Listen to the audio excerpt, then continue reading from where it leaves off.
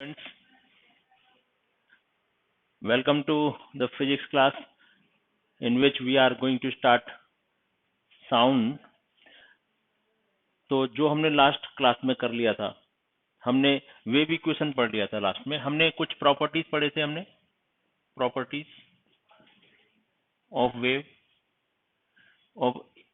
Of wave में हमने oscillation और वाइब्रेशन के बारे में समझा था। इसके अलावा हमने ऑसिलेशन, वाइब्रेशन, इसके अलावा हमने फ्रीक्वेंसी के बारे में समझा, फ्रीक्वेंसी, फिर टाइम पीरियड, उसके बाद वेवलेंथ, उसके बाद हमने वेव इक्वेशन भी देखी थी।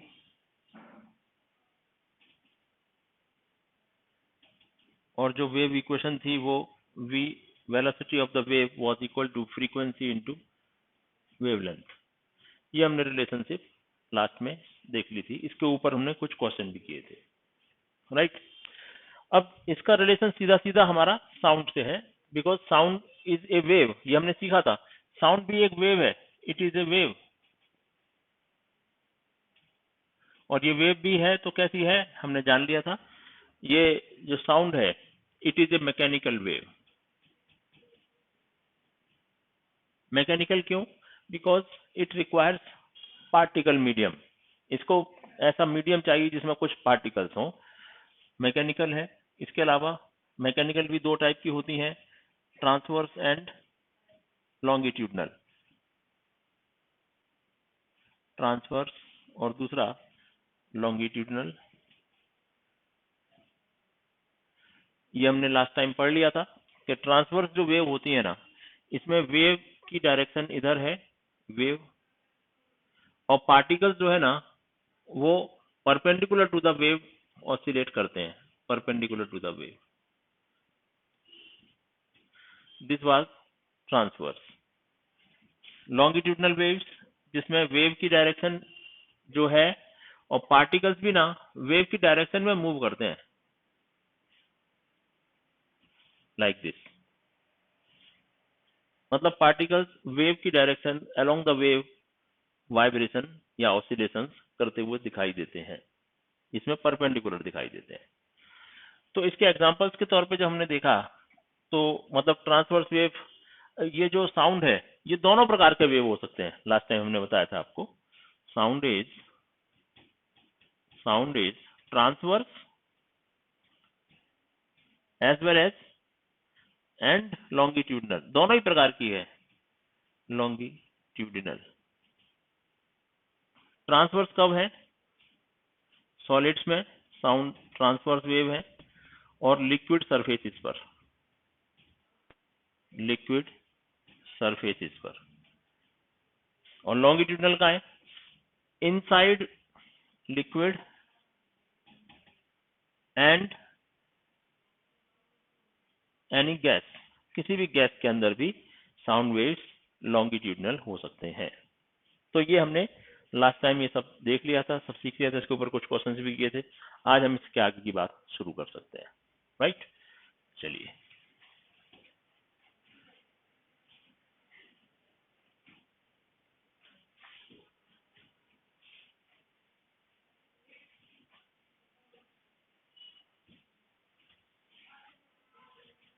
क्या है ये देखते हैं कि जो साउंड वेव्स है ना स्टूडेंट, जो साउंड वेव्स हैं ये भी कई प्रकार के हो सकते हैं। दुनिया में जितने भी साउंड प्रोड्यूस होती हैं वो सब के सब हमें सुनाई नहीं देती। उसमें से कुछ वेव्स हमें सुनाई देती हैं, कुछ वेव्स हमको सुनाई नहीं देती हैं। इसके लिए साउंड की भी ना हमने कई टाइप कर लिए हैं, कौन सी साउंड हम सुन सकते हैं, कौन सी नहीं सुन सकते हैं, यानी फ्रीक्वेंसी के आधार पर। यानी on the basis of frequency sound can be divided into 3 main types, right. तो मैं हेडिंग डाल रहा हूं, types of sound on the basis of frequency. On the basis of frequency sound के टाइप्स हम देख रहे हैं। तो देखा जाए तो इसमें दो प्रकार के ही साउंड है, एक वो साउंड जिनको हम सुन सकते हैं, they are audible to us, and दूसरे प्रकार के जो साउंड है वो है इनऑडिबल, यानी जिनको हम सुन नहीं सकते।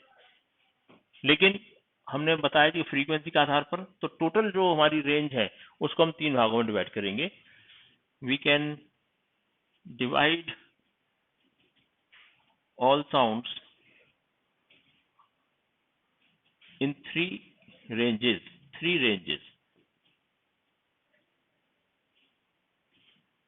वो 3 रेंज ऐसे हैं, देखिए, और ये पहली रेंज, ये दूसरी रेंज, और ये तीसरी रेंज। पहली रेंज क्या है उसमें देख लेते हैं।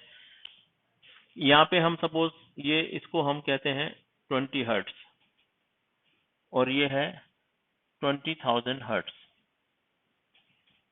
यानी ये जो पूरा एरिया है, this area belongs to less than 20 hertz, और ये एरिया जो है वो 20 हर्ट्स टू 20,000 हर्ट्स, और this area is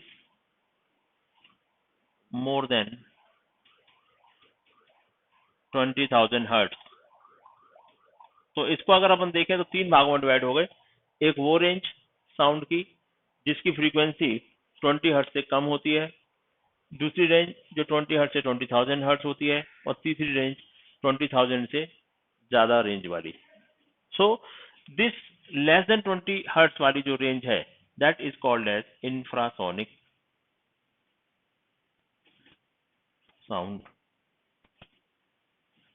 This range is audible to us, hence we can call it as audible sound range.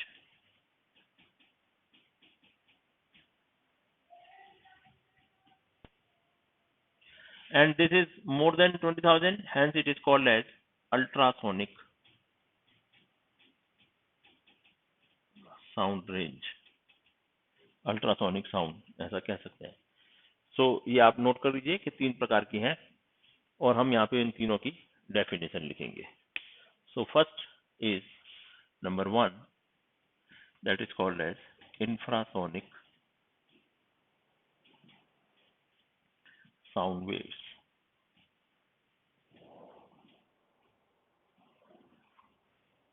और आप समझ गए होंगे इंफ्रासोनिक साउंड वेव्स, ये मतलब लेस देन 20 हर्ट्ज वाली। लेस देन 20 हर्ट्ज का मतलब अगर किसी साउंड की हमको फ्रीक्वेंसी 20 हर्ट्ज दी हुई है तो वो किस कैटेगरी में आएगी? ऑब्वियसली 20 हर्ट्ज ऑडिबल रेंज है, 20,000 तक ऑडिबल रेंज है, 20,001 not audible to us because it is ultrasonic. 20 से कम 19 ले लें, 19 hertz is not audible to us because it is infrasonic. तो हम लिख सकते हैं इंफ्रासोनिक साउंड वेव्स के बारे में क्या लिखेंगे? It is inaudible to human beings. This range is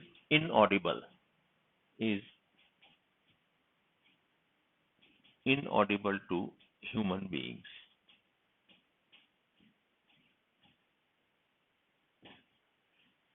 और ये रेंज कौन सी है? तो लिख देंगे those sound waves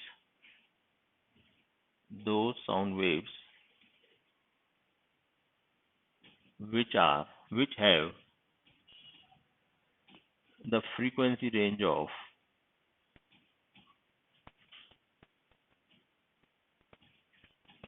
less than 20 hertz,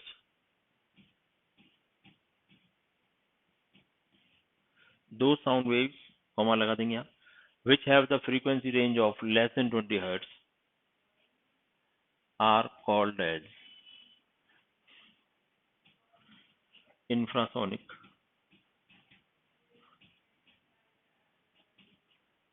range of sound.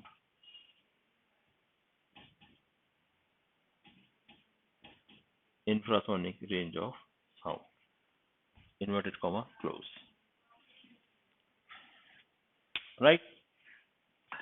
तो ये जो साउंड रेंज है उसके कौन कौन से एग्जांपल हम ले सकते हैं कि इस रेंज में किस ऑब्जेक्ट की या फिर किस जो भी हमारे लिविंग ऑर्गेनिजम्स हैं, एनिमल्स हैं, तो वो कौन से एनिमल्स हैं जो इंफ्रासोनिक साउंड को रेस्पॉन्ड करते हैं। तो एग्जांपल में देखेंगे, अर्थ की वेव्स होती है ना, सीस्मिक वेव्स, आपने देखा होगा जब अर्थक्वेक आता है तो अर्थ के ऊपर एक प्रकार की वेव्स बन जाती हैं कुछ इस टाइप की, जी, दीज आर सीस्मिक वेव्स। दूसरा, जो बड़े एलिफेंट हैं वो भी इंफ्रासोनिक एलिफेंट, उसके अलावा blue whale,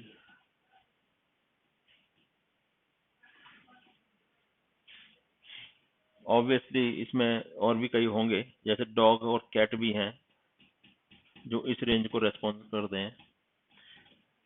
These all animals can respond to infrasonic. Either they can create infrasonic or they can hear the infrasonic sound waves. Right? बस है क्या, 20 हर्ट्ज से लेस होना चाहिए, less than 20 hertz. Less word के ऊपर ध्यान रखिए, 20 हर्ट्ज भी अगर हमने कह दिया तो दैट इज ऑडिबल, उससे कम ही होनी चाहिए, then it is infrasonic. Right, okay. दूसरा हेडिंग हम डाल देंगे नंबर 2, ऑडिबल रेंज।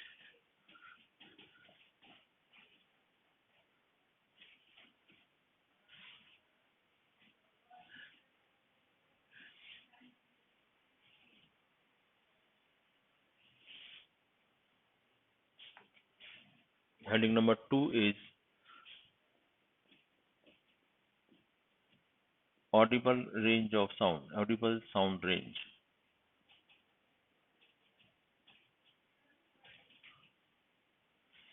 अब नाम से ही पता चल रहा है ऑडिबल, तो यही वो रेंज है जिसमें हम अब जितने भी ह्यूमन बीइंग्स हैं, they can create this range and they can respond this range.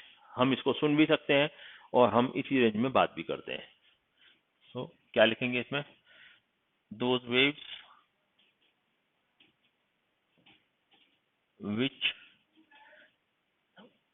which have the frequency range of, which have the frequency range of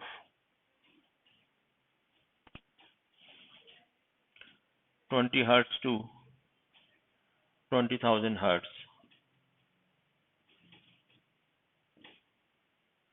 are called as audible range of sound।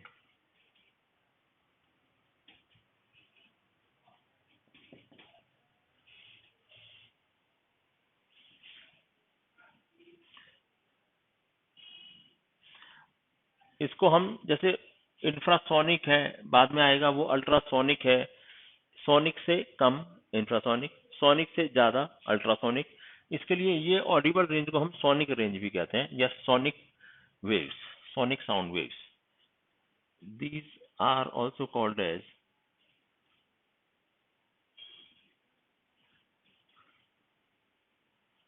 sonic sound waves। Example में all human beings,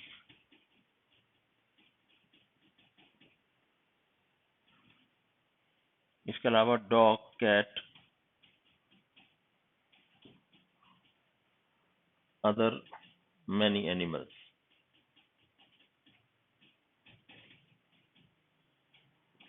etcetera. ये range हमारी audible sound range कहलाएगी। Right, इसी प्रकार से third है, ये जरा थ्योरेटिकल पार्ट है तो थोड़ा सा इसमें हमको लिखना पड़ रहा है, लेकिन यू डोंट वरी, आपको वीडियो पॉज करके ये सब नोट करना चाहिए, तभी इसका फायदा आपको मिलने वाला है। नंबर थर्ड है जो, that is ultrasonic sound waves.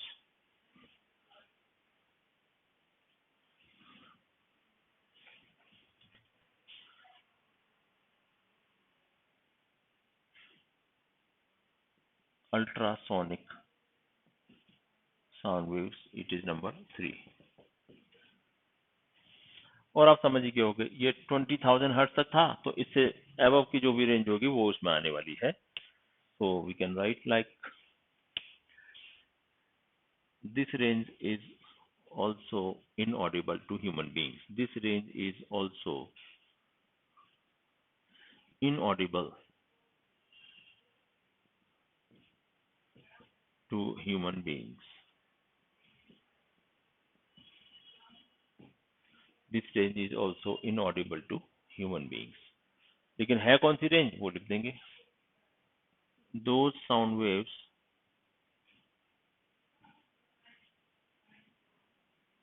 which are which have the frequency range of which have the frequency range of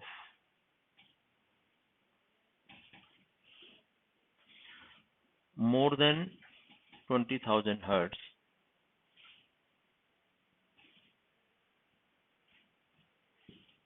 are called as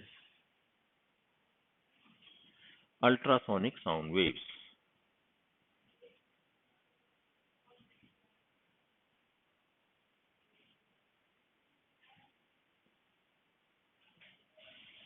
example में जरूर इसके थोड़ी इंपॉर्टेंस हमें नजर रखनी पड़ेगी. ये जो आपने सुना होगा बैट्स, जो वट बागुल या चमगादड़ जिसे कहते हैं, they can create that type of sound, ultrasonic sound waves. इसके अलावा मैनी माइक्रो ऑर्गेनिजम्स,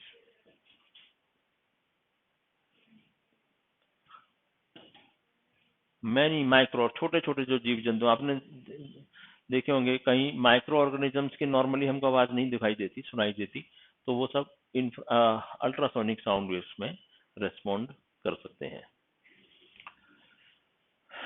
इसके अलावा देखिए डॉग कैट तो है ही, और ईटीसी. इसमें आपको बस एक ही बात समझनी चाहिए, कुछ चीजें जैसे डॉग कैट है बड़ी कॉमन है, वो हर प्रकार की साउंड सुन पाते हैं, इंफ्रा हो, अल्ट्रा हो, ऑडिबल रेंज हो. इसीलिए वो जनरली आपने देखा होगा डॉग्स को ना हम अपनी सिक्योरिटी के लिए रखते हैं, रात को कोई चोर वगैरह का डर ना हो या कोई आ जाए तो उसको डॉगी अपना जो घर में रखे वाला है वो उनको काउंटर कर सके, इसके लिए रखा जाता है. बिकॉज इनकी नींद बहुत कम होती है, because they always listen all type of sounds, infrasonic, ultrasonic, normal Audible range तो सुनते ही हैं. तो इस वजह से ना कोई साउंड उनके कानों में आती रहती है, इसके लिए वो रिलैक्स नहीं कर पाते, वो सो नहीं पाते, जागे रहते हैं. और जागे रहते हैं, उनकी बॉडी इस प्रकार की रिस्पॉन्स देती है कि हमेशा जागे रहते हैं, इसलिए उनको सिक्योरिटी पर्पज से रखा जाता है, पहरेदारी के लिए रखा जाता है सिक्योरिटी पर्पज में घरों में, राइट. तो ये है. हमारे को थोड़ा सा एक बात और समझनी चाहिए कि थोड़ा कोई अननोन अगर चीज आ जाती है हमारे सामने तो उसको हम कैसे पहचाने कि ये कौन सी रेंज में आएगी. जैसे सारे के सारे एग्जाम्पल तो हम क्लास में नहीं पढ़ सकते, है ना. तो थोड़े से हम देख लेते हैं उसमें क्या हम थोड़ी एक ट्रिक लगा सकते हैं क्या. देखिए क्या है वो. ये देखो अगर मैं यहाँ पे लिखूं इंफ्रासोनिक, तो इंफ्रासोनिक जो है ना, it is A small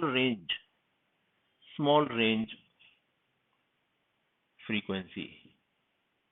frequency की ना स्मॉल रेंज है, छोटी रेंज, 20 हर्ट्ज से कम, छोटी रेंज हो गई.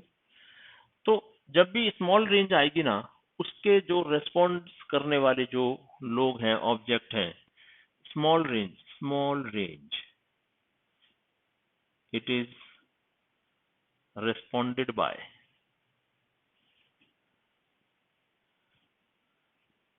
Big object.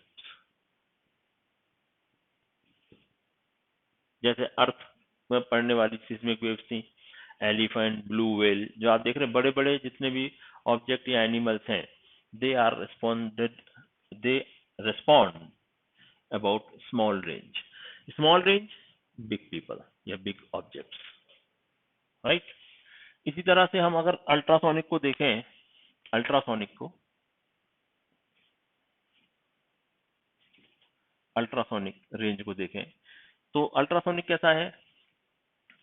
स्मॉल की जगह अब ये 20,000 से ज्यादा है ना, तो इसको कहेंगे a big range, big frequency range, big range more than 20,000 hertz. 20,000 hertz से ज्यादा है तो बिग रेंज हो गई. और इसको रेस्पॉन्स देने वाले आपने देखा बैट्स हो गए, मैनी माइक्रो ऑर्गेनिज्म मतलब स्मॉल ऑर्गेनिज्म, बहुत ही छोटे। तो छोटे ऑर्गेनिज्म, छोटे जो भी साइज में होंगे ऑब्जेक्ट या फिर living organisms, they can respond to big range. Big range small या micro organisms, micro objects. Small range तो बिग ऑब्जेक्ट्स। तो हम क्या सकते हैं, all small and micro organisms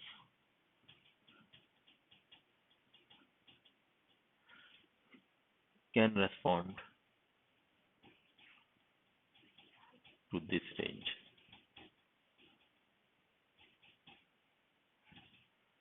small, बड़ी रेंज को स्मॉल साइज रिस्पॉन्स देता है, छोटी रेंज को बड़े साइज के ऑब्जेक्ट रिस्पॉन्स देते हैं। ये थोड़ा सा आपको ट्रिक है याद रखने की, जिसे कहते हैं opposite response in terms of range of frequency. Opposite response, बड़ी रेंज को स्मॉल बॉडी वाले या छोटे साइज के ऑर्गेनिज्म, स्मॉल रेंज को बड़े साइज के ऑब्जेक्ट रिस्पॉन्स देते हैं, राइट। अच्छा, अब इसका एप्लीकेशंस हमें देखनी चाहिए, क्योंकि एप्लीकेशन एक इम्पॉर्टेंट पार्ट है, तो वो बड़ी हमको ध्यान से पढ़ना चाहिए। आपके स्कूल के एग्जाम में ना एप्लीकेशन जैसी चीज को ही ज्यादा पूछा जाता है, राइट। कहाँ का यूज होता है, तो your heading is application, applications of ultrasonic sound waves।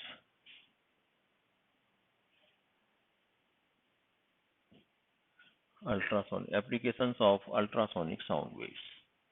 देखिए, इंफ्रासोनिक का कोई बहुत बड़ा यूज है नहीं, और ऑडिबल रेंज को तो हम जानते हैं हमारी कम्युनिकेशन की लैंग्वेज है, कम्युनिकेशन की रेंज है। तो ये दोनों में बात कोई है नहीं खास, इसलिए हम अल्ट्रासोनिक की तरफ बढ़ रहे हैं। इसके एप्लीकेशंस कौन कौन से हो सकते हैं, राइट। तो वो देख लेते हैं इनके एप्लीकेशंस के बारे में।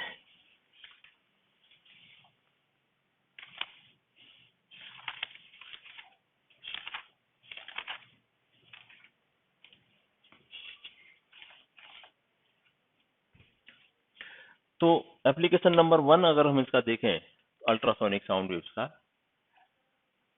वो सबसे इम्पोर्टेंट और बड़ा यूज कि जो भी शिप नेविगेशन होते हैं, बड़े बड़े जहाज जो सी में, समुद्र में मूव करते हैं, तो दो बड़े जहाज जो सी में मूव कर रहे हैं, वहां पे देखिए कोई नेटवर्क का टावर तो है नहीं, मोबाइल सर्विस का टावर तो होता नहीं, पास में कोई नहीं होता, तो उनको मोबाइल की रेंज प्रॉपरली नहीं मिल पाती। आजकल ठीक है, थोड़ा उसमें भी एडवांसमेंट आ गए हैं, होने लगा है, लेकिन मेनली ना उनका जो कम्युनिकेशन था दो जहाजों के बीच में, दो शिप्स के बीच में, that was with the help of ultrasonic sound waves. तो अल्ट्रासोनिक साउंड वेव्स का सबसे बड़ा use for communication between two ships. Number 2, ये हम शॉर्ट में ही लिखेंगे, बहुत ज्यादा उसको एलोबरेट करने की जरूरत है नहीं। दूसरा इंपॉर्टेंट इसका यूज जो हो सकता है वो है, देखिए अल्ट्रासोनिक जो रेंज है ना, इट्स अ बिग रेंज, इसमें हाई फ्रीक्वेंसीज है। अल्ट्रासोनिक मतलब क्या, हाई फ्रीक्वेंसी। तो हाई फ्रीक्वेंसी का जो यूज है, हाई फ्रीक्वेंसी में ना, हाई फ्रीक्वेंसी होने की वजह से ना मोर एनर्जी, इसमें बहुत एनर्जी होती है। हाई फ्रीक्वेंसी है, मोर एनर्जी है, लो फ्रीक्वेंसी है, एनर्जी कम है। तो मोर एनर्जी का क्या यूज हम कर सकते हैं, वो सब इसके यूज हो सकते हैं। अब देखिए, जैसे हम कॉस्मेटिक प्रोडक्ट्स बनाते हैं, कॉस्मेटिक प्रोडक्ट आप समझते हो, जैसे अच्छे चेहरे पे लगाने वाले फेशियल क्रीम्स हैं, मॉइस्चराइजर्स हैं, वो काफी स्मूथ बनाए जाते हैं जिससे कि आपके चेहरे पर अच्छा ग्लो आए, अच्छा एक कवरिंग चढ़ जाए, जिससे कि आप और ज्यादा सुंदर लगने लगे। इसीलिए कॉस्मेटिक प्रोडक्ट्स का यूज होता है। मेकअप में ज्यादातर यूज करते हैं लेडीज लोग, राइट। बॉलीवुड में उसका यूज बहुत ज्यादा किया जाता है। तो जितना फाइन मटेरियल होगा, जितना स्मूथ चिकना बनाया जाएगा उसको, उतना अच्छा मटेरियल माना जाएगा। तो देखो ना, किसी भी चीज को आप बारीक बनाने के लिए क्या करते हो, घर में मिक्सर ग्राइंडर होता है कि नहीं? मिक्सर ग्राइंडर क्या करता है, उसको जोर से उसको मिक्स करके उसके छोटे छोटे पार्टिकल बना देता है। हम घर में चटनी बनाते हैं तो मिक्सर ग्राइंडर में बनाते हैं उसको, एकदम स्मूथ करने के लिए। तो स्मूथ करने के लिए हम अगर हाई फ्रीक्वेंसी रेंज से उसको पास करवाएंगे किसी भी मटेरियल को, एनर्जी ज्यादा है, वो एनर्जी का यूज उसको स्मूथ करने में करता है, बड़े पार्टिकल्स को छोटे पार्टिकल में कन्वर्ट कर देता है। और जो क्रीम या फिर ब्यूटी प्रोडक्ट्स जो भी हैं कॉस्मेटिक में, वो बनाए जा सकते हैं by using ultrasonic sound waves. Right, तो लिख देंगे यही, यूज्ड इन प्रोडक्शन ऑफ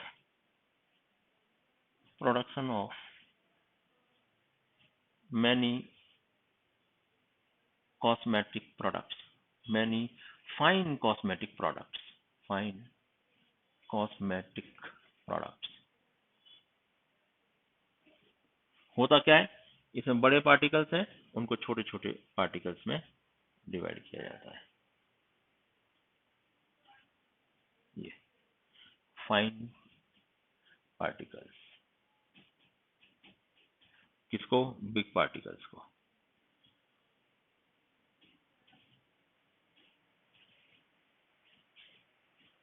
तीसरा और जो यूज होता है इसी टाइप का एक और है, आप घरों में बहुत सारे मिल्क प्रोडक्ट यूज करते हैं, मिल्क तो है ही, इसके अलावा मिल्क के प्रोडक्ट और कौन से हो सकते हैं, हम उसका हम पनीर बना सकते हैं। पनीर तो चलो फाइन प्रोडक्ट में नहीं आएगा, लेकिन उसकी क्रीम बना सकते हैं, घी बना सकते हैं, बटर बना सकते हैं।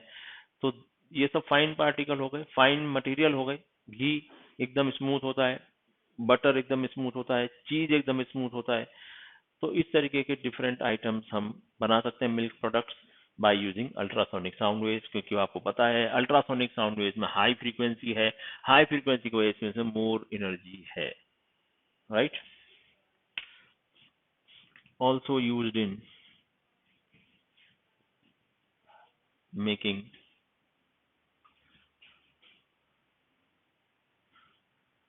many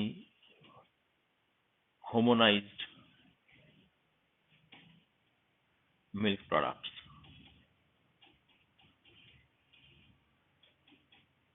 milk products like butter, ghee, cheese, etc। तो ये सब का इस्तेमाल हम कर सकते हैं, बटर मिल्क इवन बना सकते हैं।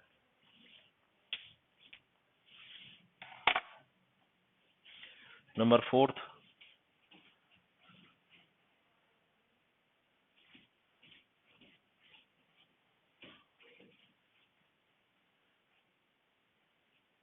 फोर्थ ले लेते हैं। नंबर फोर्थ इज, देखिए बहुत सारे मेडिकल फील्ड के लोग जानते होंगे इस बात को, कि हम मेडिकल फील्ड में कोई अगर पेशेंट आता है तो उसके ब्लड सैंपल लेते हैं, हम उसके दूसरे और भी सब्सटेंसेस के, यानी स्टूल का, यूरिन का, ये सब सैंपल भी लेते हैं। तो इन सभी सैंपल्स को ना, या ब्लड सैंपल्स को स्पेशली, स्टेरलाइज्ड बॉटल में रखा जाता है। स्टेरलाइज्ड का मतलब फ्री फ्रॉम बैक्टीरिया। ऐसा तो नहीं होना चाहिए ना, कोई सैंपल लिया, कोई गंदा संदा एक कंटेनर ले लिया, टेस्ट ट्यूब ले लिया, उसमें पहले से ही कुछ बैक्टीरिया थे, उसमें अपना ब्लड ऐड किया हमने पेशेंट का, तो उसमें ऑलरेडी बैक्टीरिया थे, वो रिजल्ट गलत आएगा ना, उसमें लगेगा कि इसको नहीं है तो भी बीमारी डिटेक्ट होने लगेगी। राइट, तो हमें स्टेरिलाइजेशन मेडिकल इक्विपमेंट्स का करना पड़ता है। इवन ऑपरेशन जब करते हैं ऑपरेशन थिएटर में, तो उसमें भी जो इंस्ट्रूमेंट होते हैं ऑपरेशन करने के लिए मरीज के, तो उसके लिए भी सब स्टेरिलाइज इंस्ट्रूमेंट यूज किए जाते हैं फ्री फ्रॉम बैक्टीरिया। तो उनको करने के लिए हम हाई फ्रीक्वेंसी रेंज मतलब अल्ट्रासोनिक साउंड वेव से उसको पास करवाते हैं, जिससे कि वो सारे जो अंदर छोटे मोटे बैक्टीरिया हैं वो भी उसमें उसमें किल कर दिए जाते हैं। इसको is to kill the bacteria या micro organism from anything is called sterilisation. Right, तो हमने यूज ही इसका अल्ट्रासोनिक का स्टेरिलाइजेशन के लिए किया है। इन medical field, all equipments are sterilized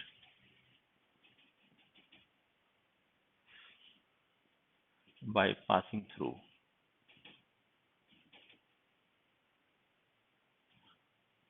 ultrasonic sound waves, ultrasonic sound waves. Number 5, बड़ी बड़ी मशीनों में कुछ ऐसे पार्ट्स होते हैं जिनकी हम क्लीनिंग नहीं कर पाते। मतलब पार्ट्स ऐसे टिपिकल जगह पर होते हैं जहाँ पे हम एक इंसान का हाथ नहीं पहुंच सकता, वहाँ पे कोई ऐसा इंस्ट्रूमेंट नहीं पहुंच सकता जो क्लीनिंग के लिए यूज किया जा सके। तो ऐसे केसेस में ऐसे मशीन पार्ट्स को भी high frequency ultrasonic sound waves pass करवा देते हैं उसके अंदर, जिससे कि वो क्लीन हो जाते हैं। फॉर क्लीनिंग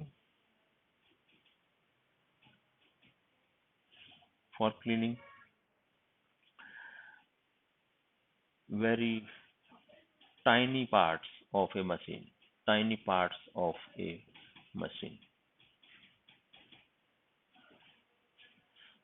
नंबर 6,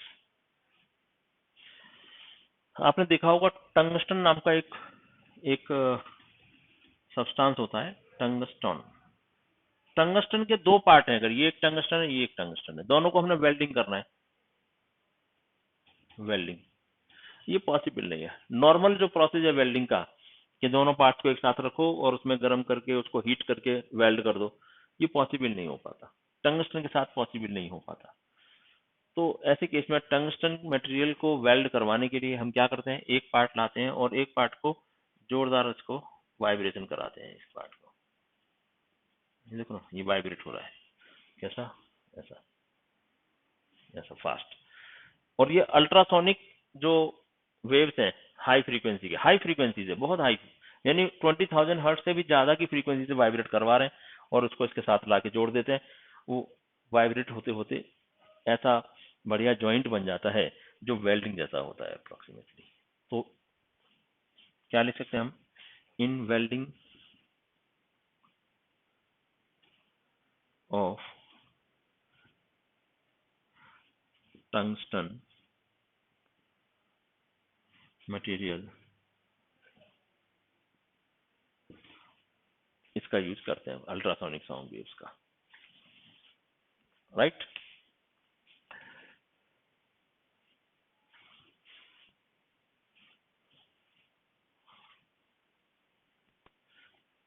इसके अलावा अब ये 6 पॉइंट तो हो गए, इसके अलावा जो बहुत सारे, अब एक आपने सुना होगा बैट्स जो होते हैं, वटबागुल या चमगादड़, उनकी आईज नहीं होते, फिर वो अपने शिकार को कैसे पकड़ते हैं, how they catch there pray, कैसे पकड़ते होंगे। तो वो अल्ट्रासोनिक साउंड वेव्स क्रिएट करते हैं। रास्ते में आने वाला कोई भी ऑब्जेक्ट हो या फिर कोई प्रे हो, उनका शिकार हो, उससे टकरा के साउंड वेव वापस आते हैं तो फट से वो सेंस कर लेते हैं और सिर्फ सेंसिंग से ही वो अपने शिकार को पकड़ पाते हैं, राइट। तो नंबर 7 हम लिख सकते हैं, मैनी एनिमल्स और बर्ड्स और creature can communicate with each other and also catch their prey by using ultrasonic sound waves.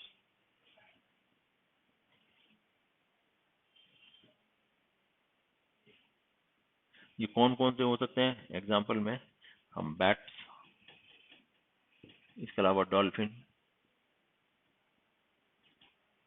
इसके अलावा वेल्स, etc, ये कम्युनिकेट करते हैं इस तरीके से।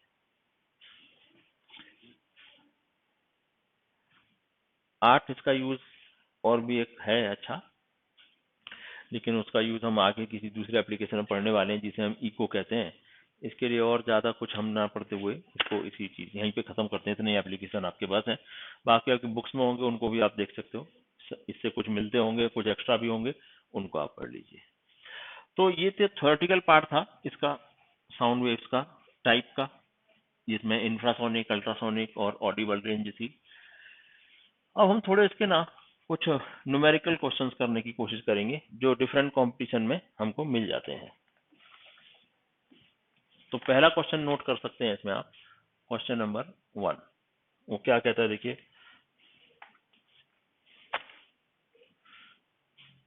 What is the Audible range of sound in terms of frequency. एक तो ये बात हो गई, और दूसरा ही क्वेश्चन इसमें नंबर 2 लिखेंगे, find the Audible range of sound in terms of wavelength.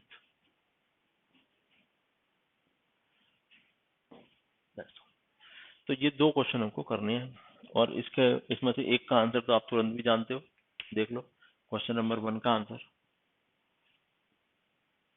आप पहले बता दीजिए आप क्या लगता है क्वेश्चन नंबर 1 का आंसर, फिर हम बात करेंगे। यस, आपने सही समझा।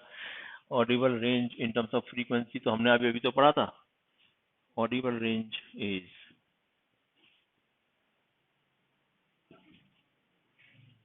20 हर्ट्ज टू 20,000 हर्ट्ज। ये तो आंसर हो गया क्वेश्चन नंबर 1 का। अब आंसर नंबर 2, क्वेश्चन नंबर 2 का देखते हैं।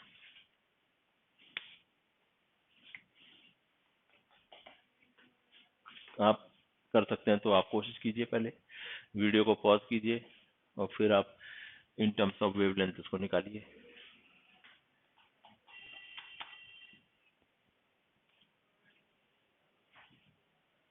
अच्छा, यहाँ पे एक और इम्पोर्टेंट बात है, गिवन कर देते हैं। Given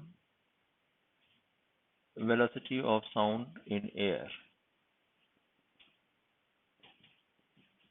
330 metre per second. 330 340 आप कुछ भी ले सकते हो, नॉर्मली 330 ले लेते हैं। चलो, तो देखिए वेलोसिटी तो आपको पता है 330 मीटर पर सेकेंड है। अब यहाँ पर रेंज, ये वाली रेंज लेनी है। फ्रीक्वेंसी f1 20 हर्ट्ज, तो लैम्डा निकालो, इसकी वेवलेंथ ही तो निकालनी है, लैम्डा 1 निकल आएगी।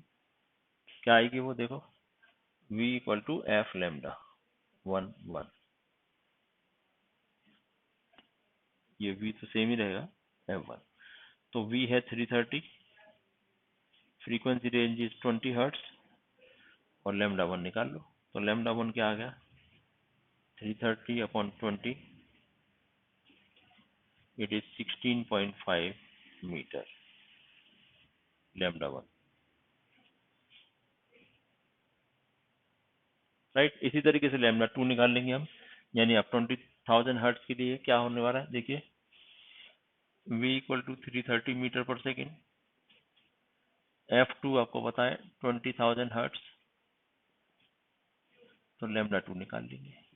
तो v equal to f2 lambda 2, v तो 330 है ही, f2 है 20,000, और लैम्डा 2 निकालना है।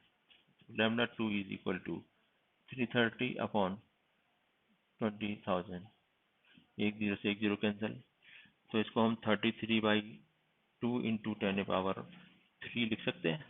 इसको ऊपर ला लेंगे, या देखें जाएगा, ये कट करो तो 16.5 into 10⁻³ metre,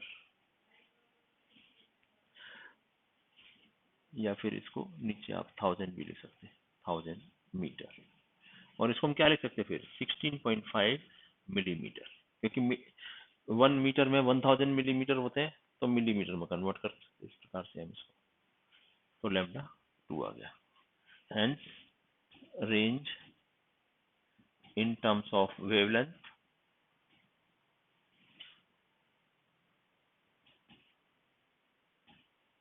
is equal to lambda 1 to lambda 2, lambda 1 to lambda 2, क्या 16.5 मीटर से लेके 16.5 मिलीमीटर, ये रेंज हो गई।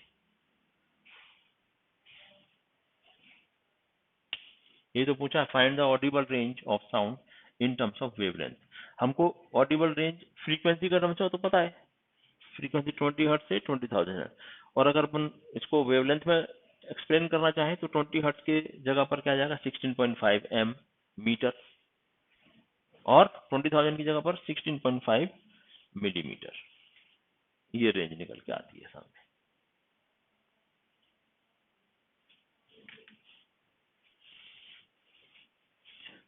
राइट, तो audible range in terms of frequency और audible range in terms of wavelength, ये आपके सामने आ गए। मैं लिख देता हूँ तो वापस से, Audible range in terms of frequency, in terms of a frequency क्या है 20 हर्ट्ज टू 20,000 हर्ट्ज, ये हर्ट्ज है, H2 नहीं है, हर्ट्ज है। B in terms of wavelength 16.5 metre to 16.5 millimetre.